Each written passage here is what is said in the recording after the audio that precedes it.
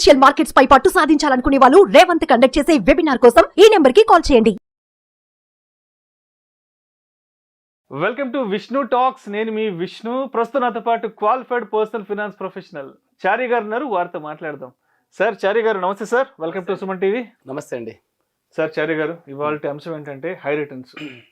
Okay, ప్రతి ఒక్కరూ కూడా హై రిటర్న్స్ అంటే ఓ 10,000 పెడతాం ఇన్వెస్ట్మెంట్, 1-2 రోజులు 1,00,000 రూపాయలు వచ్చేసేయాలి. అంటే రిస్క్ కూడా తీసుకుంటాం అంటున్నారు. అంటే మేము రిస్క్ తీసుకోవడానికి కూడా రెడీగా ఉన్నాము, తక్కువ ఇన్వెస్ట్మెంట్ పెడతాము, పెద్ద మొత్తంలో రిటర్న్స్ చేతికి రావాలి. అంటే ఇలాంటి ధోరణి ఎక్కువైపోతుంది కదా. ఏంటి అసలు హై రిటర్న్స్ అనే దానికి ఏంటి అసలు సరైన ప్రామాణికం ఏంటి? ఎంత రిటర్న్స్ వస్తే మనకు ఒక మంచి రిటర్న్, ఒక గుడ్ రిటర్న్ చేతికి వచ్చినట్టు అంటారు? యా, మీరు మంచి పాయింట్ అండి. ఇది యాక్చువల్గా హై రిటర్న్స్ బ్యాచ్ అంటాం మేమైతే. యాక్చువల్గా హై రిటర్న్స్ బ్యాచ్ అంటారు వీళ్ళంతా. అదొక కేటగిరీ ఆఫ్ పీపుల్ అయిపోయారు ఇది. సో యాక్చువల్గా మనకి అంటే because of lack of awareness అండి, ఎడ్యుకేషన్ సరిగా లేక ఏంటంటే ఎక్కడో 1000లో 10,000 మందికి ఒక్కరికి ఎక్కడో ఆ హై రిటర్న్ అనే వర్డ్ కనిపించి దాన్ని ఎవరో అడ్వర్టైజ్మెంట్ చేయడము, నేను హై రిస్క్ తీసుకుంటాను, నాకు అగ్రెసివ్ కావాలి అని అంటారు.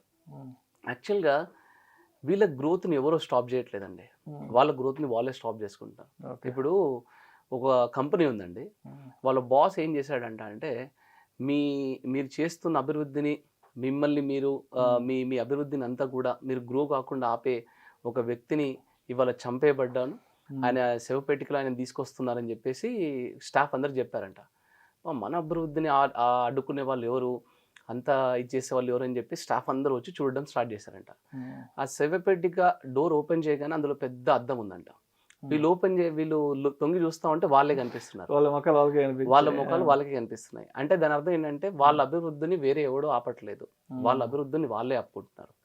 ఇలాగా ఈ హై రిటర్న్ బ్యాచ్ కూడా ఏమవుతుందంటే వాళ్ళ రిటర్న్స్ని వాళ్ళే ఆపుకుంటున్నారండి, వాళ్ళు గ్రో అవ్వకుండా వాళ్ళే ఆపుకుంటున్నారు. Because of lack of education. నేను ట్రేడింగ్లోకి వెళ్ళిపోతాను, నేను ట్రేడింగ్ కోర్స్ తీసేసుకుంటాను. కోర్స్ తీసేసుకొని చేస్తే వచ్చేదండి? దానికంటూ ఒక పెద్ద స్టడీ కావాలి, దానికంటూ చాలా ఎడ్యుకేషన్ కావాలి, చాలా నాలెడ్జ్ కావాలి. ఓకే, అసలు కోవిడ్ టైంలో అయితే ఇంకా విపరీతంగా అయిపోయారు. అయితే ఏం కోరుకుంటున్నారు వీళ్ళు యాక్చువల్గా?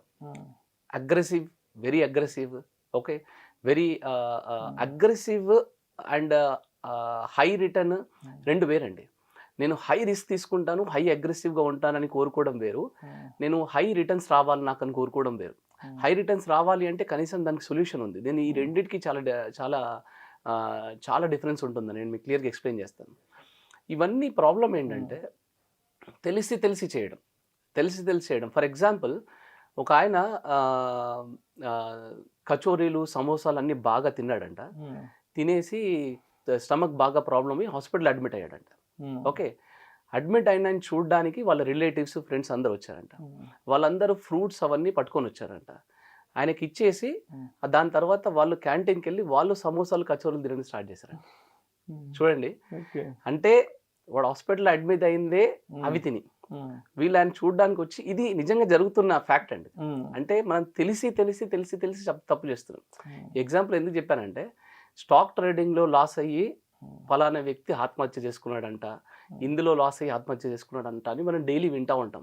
ఈ బెట్టింగ్స్ అని ఇవన్నీ ఇవన్నీ తెలిసి కూడా మళ్ళీ అందులోకి వెళ్తారు, తెలిసి కూడా తప్పు చేస్తూ ఉంటారు. యాక్చువల్గా మీరు ఏం కోరుకుంటారో అదే దొరుకుతుందండి. ఓకే, నేను ఇంకొక ఎగ్జాంపుల్ ఇస్తాను మీకు, చూడండి. ఫర్ ఎగ్జాంపుల్, మీ ఫ్రెండ్ ఉన్నాడు అనుకోండి, ఆయనకి బ్లూ కలర్ అంటే బాగా ఇష్టం.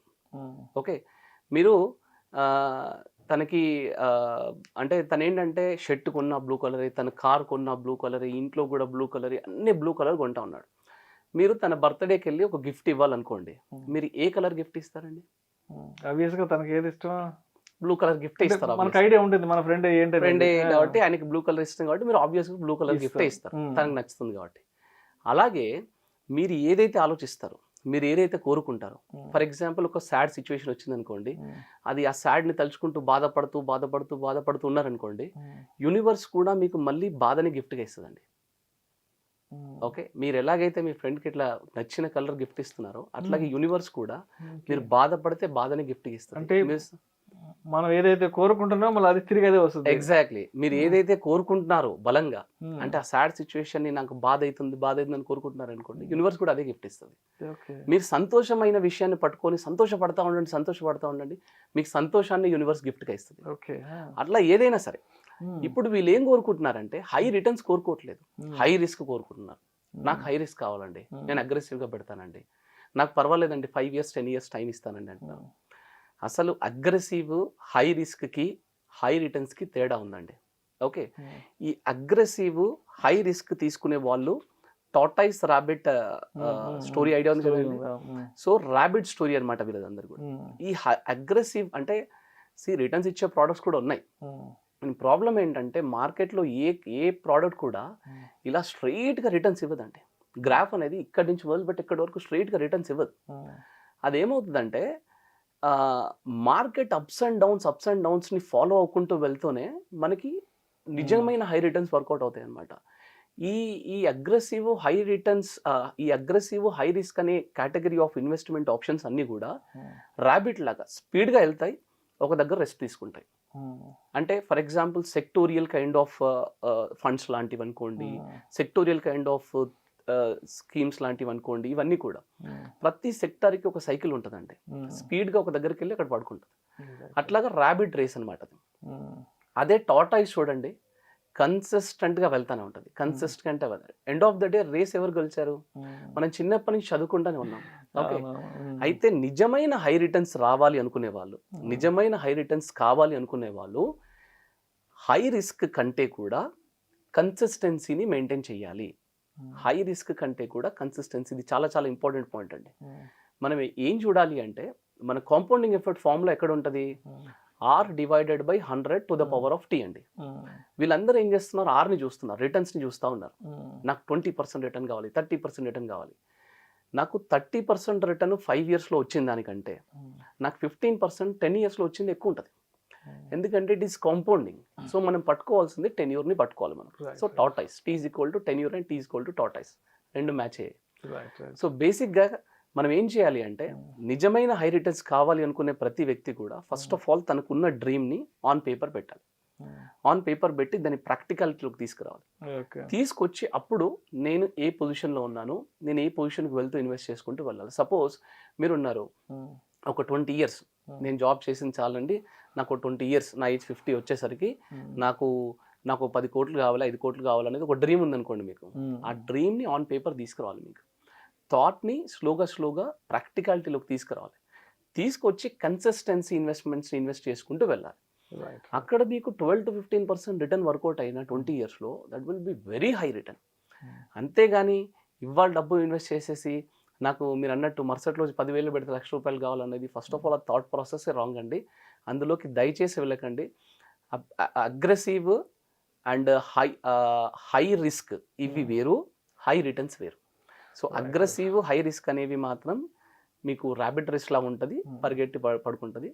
టార్టైస్ మన కన్సిస్టెన్సీ పర్ఫార్మెన్స్ అనేది టార్టైస్ లాగా వెళ్తుందండి.